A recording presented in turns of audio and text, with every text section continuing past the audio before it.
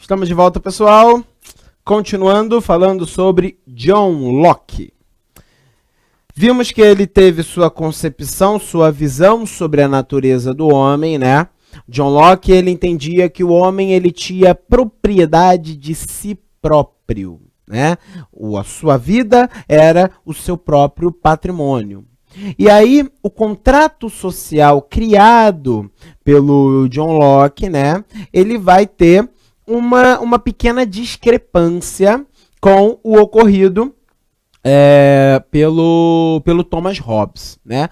O Thomas Hobbes, ele entende que o monarca ele tem o poder sobre a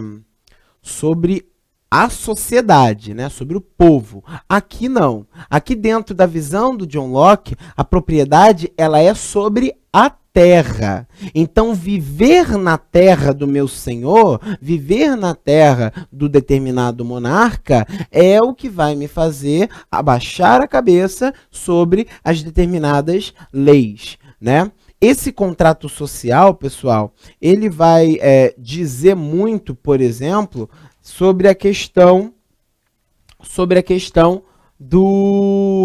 da propriedade de cada um, né? Porque assim, eu moro no Brasil, eu sou brasileiro. E eu, graças a Deus, tenho a minha casa própria, pessoal. Eu estou pagando por ela, provavelmente eu já terei cabelos brancos quando eu terminar de pagar por ela, mas eu tenho a minha casa. Eu falo minha casa. E eu tenho um documento que fala que ela é minha casa. Mas olha que interessante. A minha casa está dentro do país. E o país ele não é meu, tá? Tem um contrato social que diz que para eu morar no país, eu tenho que pagar para isso, né? O nome desse pagamento é imposto. Então vejam bem, eu moro na minha casa, mas eu pago todo ano uma coisa chamada IPTU. É um imposto, né, que eu dou ao Estado para poder ter a minha casa dentro do país. Então, basicamente, é um exemplo para você entender essa visão do que é a propriedade sobre a terra, né? O Palácio do Planalto, ele detém o poder sobre o Brasil. Para eu morar no Brasil, para eu usufruir do Brasil, eu preciso pagar imposto, tá? E é assim na maioria dos locais ao redor do planeta, tá? O contrato social do John Locke, ele vai ser usado muito posteriormente, né, por várias nações, vai ser colocado lá na Inglaterra, como a gente já falou, né, em ênfase aí sobre o tratado sobre o governo civil, certo? E isso aí vai finalizar o que o John Locke ele tem de contribuição aí, né, importante para a filosofia. E por último, pessoal, mas não menos importante, a gente tem também Jean-Jacques Rousseau. Esse moço aí, com cara de almofadinhas, que está aparecendo na nossa frente. Pessoal, Rousseau, ele é um dos nomes mais célebres do iluminismo, tá? Acontece que dentro da visão filosófica de Rousseau, você pode até me perguntar, por exemplo, nossa, professor, mas esse Rousseau ele é um pouco comunista, não é não? Não, pessoal, Rousseau não era comunista, tá? Primeiro que o comunismo ainda nem tinha surgido e o Rousseau, ele diverge muito sobre o que o Karl Marx diz, né? Não diverge em argumento, porque os dois eles não são contemporâneos, mas não, dizer que Rousseau era comunista é a mesma coisa que falar que Jesus Cristo era marxista, tá bom? Não tem nada a ver uma coisa com a outra. Mas por que você pode me perguntar isso? Por que pode haver indagação aí na sua cabeça e você questionar e virar para mim e falar, professor, esse cara é meio comunista? Bom, vamos lá. Primeiro, um breve histórico. Quem era de fato Jean-Jacques Rousseau? O Rousseau, pelo nome, você já pode perceber que ele era francês, né? A França, ela vai gerar muitos iluministas, né? O iluminismo, ele nasceu lá na França, nasceu lá em Paris, né? Vai ter filósofos iluministas ao longo de todo o globo, né? Inclusive aqui na América a gente vai ter alguns, mas é lá na França que saem os principais nomes, como Rousseau, Voltaire, Diderot, Lambert e tantos outros, né? E o Rousseau, pessoal, ele chegou lá na França, ele era suíço, na verdade, se eu não me engano. Acho que ele não era francês, agora me veio a dúvida na cabeça. Eu acho que ele era suíço. E aí ele foi trabalhar lá na França, e chegando lá na França, ele tentou trabalhar como músico, né? Ele tentou dar aulas de música, né? Mas a situação da França, ela não ia nada bem. E por conta dela não ir nada bem, o Rousseau ele acabou se adaptando, né? Ele acabou indo para uma vertente mais filosófica. Dentro do iluminismo, o Denis Diderot e o Lambert, eles criaram a enciclopédia, tá? Não a Wikipédia, tá, pessoal? A enciclopédia. A enciclopédia, ela era uma série de livros, né? E em cada um desses livros ele era uma vogal uma vogal do alfabeto. Então, dentro do livro A, você tinha todas as coisas que iniciavam-se com a letra A. Então, você tinha amora, frutinha vermelha, bababá, babá. Você tinha automóvel, veículo, não sei o que lá. Você tinha tudo com a letra A descrito ali, com B, com Y, com Z. Tá legal? Tudo seguia aí. E aí, quando o Diderot e o Lambert estavam criando a enciclopédia, eles pedem a ajuda do Rousseau para vir aí, né, com essa parte musical englobando ali dentro, né, para tipo explicar os conceitos de algumas das coisas que ele conhecia. E isso fez ele criar um interesse ainda maior pela filosofia, né? E isso vai acabar dando a ele a possibilidade de criar a obra Discurso sobre a Origem e os Fundamentos da Desigualdade entre os Homens. Desigualdade entre os homens. Então a gente está mencionando diretamente o quê? Alguém lá em cima com bastante poder e pessoas lá embaixo sem poder nenhum. Sendo que as pessoas daqui de baixo, elas são muitas e aqui elas são pouquinhas, tá?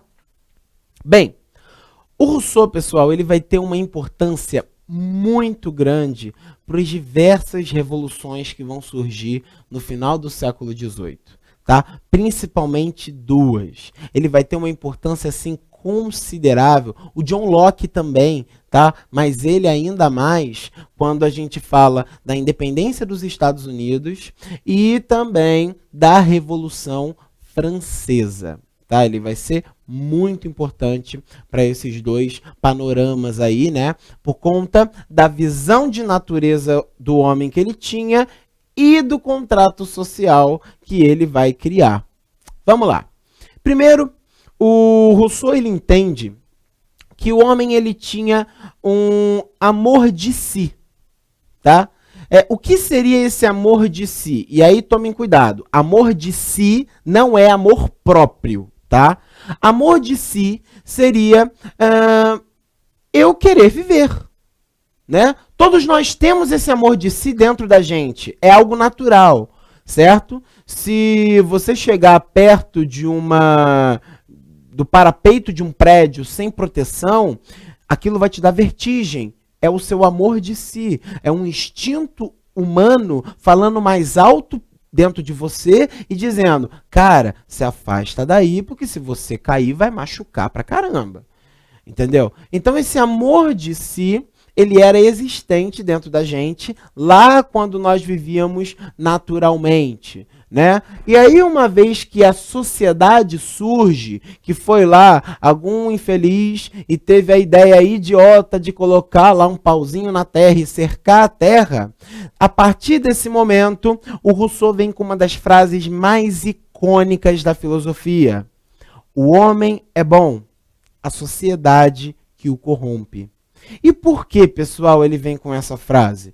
Porque se o amor de si, ele fala mais alto, esse amor humano, ele vai ser exposto àqueles próximos de mim. Então, dentro da visão da natureza humana do Rousseau, o homem, ele protegia a todos os seus, a todos os da sua espécie, promovendo a felicidade, promovendo um bem-estar, né? Haveria aí a possibilidade muito grande de alguém dar da sua própria comida para abastecer o próximo, né? Uma concepção de família, não de sociedade, tá? Quando vem a sociedade, isso acontece? Não, isso não acontece, tá? E não acontece por diversos motivos, tá, pessoal? Todos nós já passamos por isso, em negar algum recurso ao próximo, né?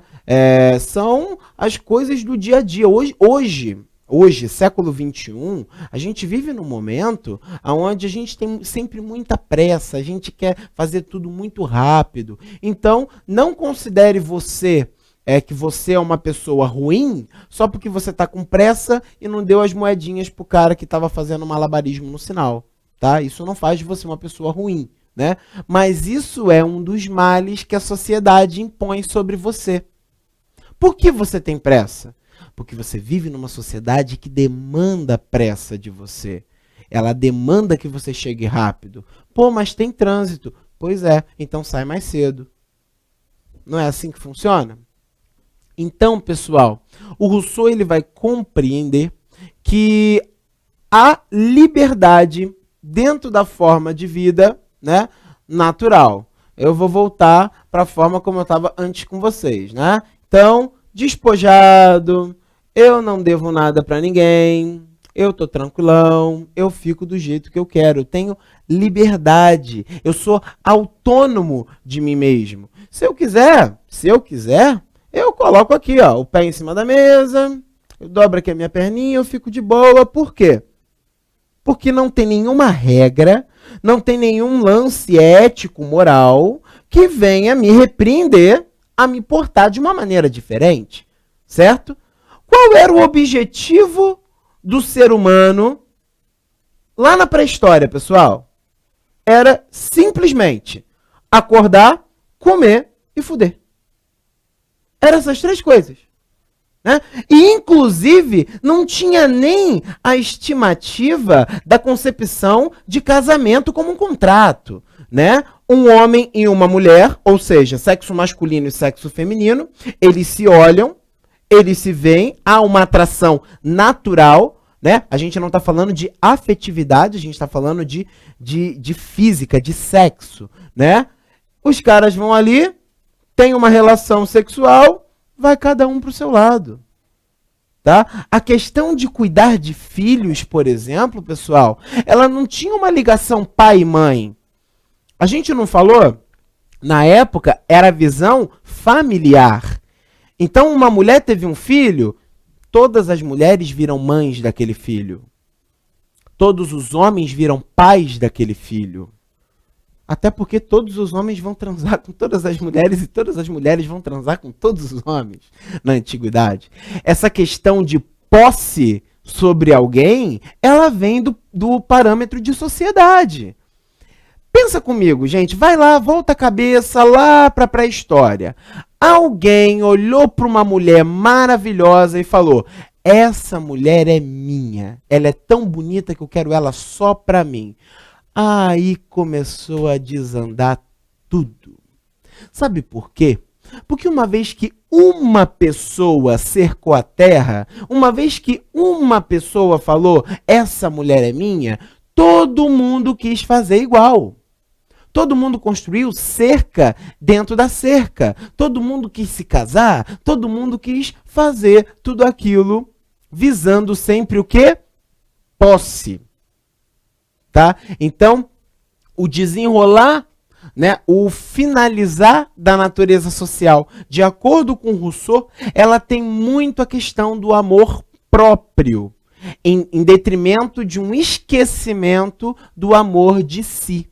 Né? Esse amor próprio de que eu quero ter mais posses, é o que de fato vai ferrar com tudo. Vamos fazer mais um intervalo bem rapidinho e na volta a gente termina com um curto bloco o resto da nossa matéria.